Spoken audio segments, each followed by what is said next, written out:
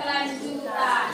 Ya, topiknya anti bullying. Tahu bullying? Siapa pernah mendengar kata bullying?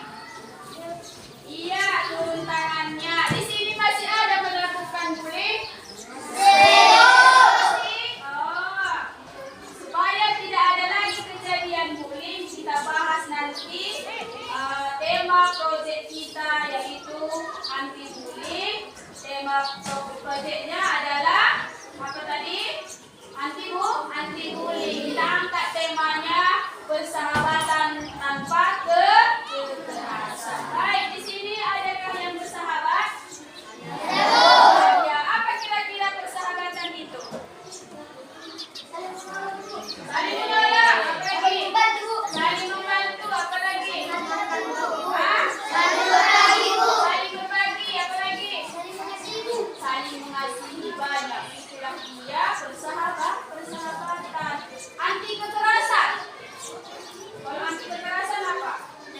Tidak ada menghina, apa lagi? Tidak ada memukul, ya kan? Bagian fisik, ya kan? Apalagi itu masih banyak nanti.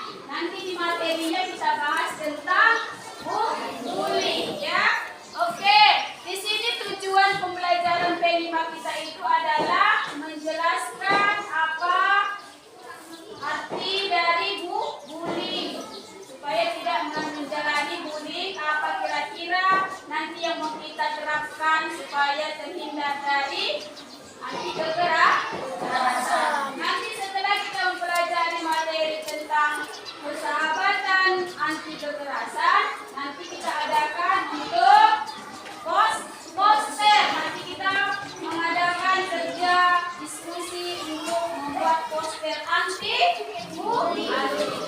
Bisa kira-kira dipahami? Bisa. Bagaimana kabarnya?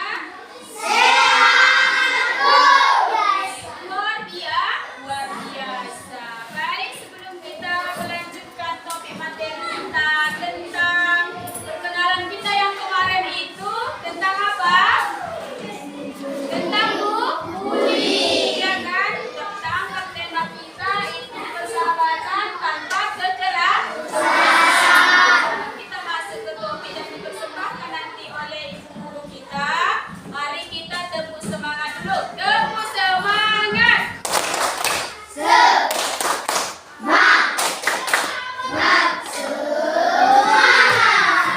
Apakah semuanya sudah siap menerima materi kita hari ini? Sudah? Oke, baik.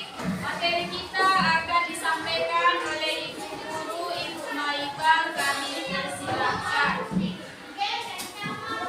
baik, materi kita pada pagi hari ini persahabatan tanpa kekerasan. Semua punya sahabat? Silakan ya. Nah, stop bully, mengenali, mengatasi dan mencegah. Yang kemarin sudah kita terapkan sekilas kan? Kita masuk pada topik selanjutnya. Apa itu bully?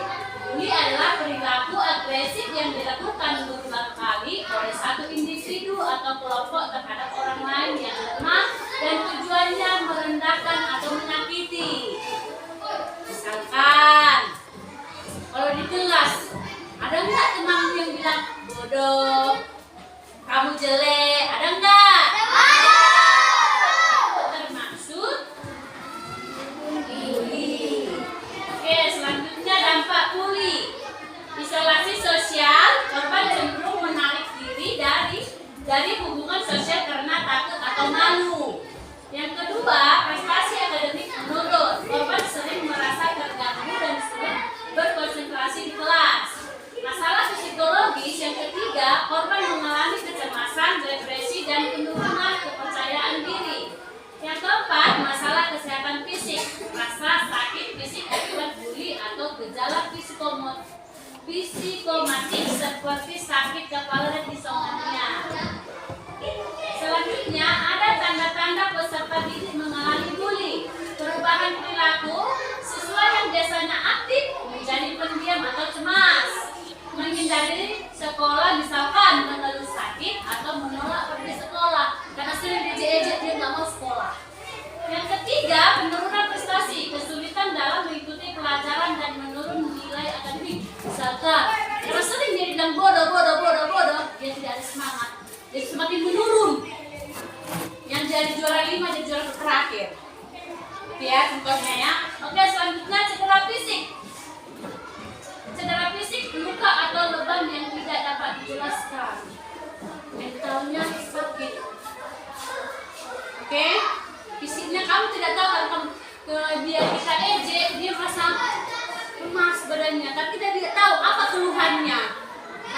sering dibully.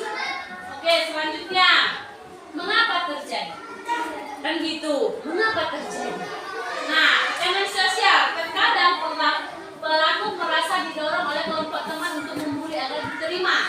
Rasa ingin berkuasa. Perilaku ini menunjukkan superioritas di atas korban. Pengaruh lingkungan. Anak yang berasal dari lingkungan dengan kekerasan mungkin cenderung mendengar perilaku tersebut di sekolah. Kurang empati, tidak mampu merasakan atau memahami penderitaan orang lain. Dampak jangka panjang. Gangguan kesehatan mental, kesulitan sosial, kehilangan kepercayaan diri. Korban merasa tidak berharga atau selalu dikatakan di lingkungan sosial. Tahu itu? Ketakutan karena seringnya dibully dia jadi pendiam.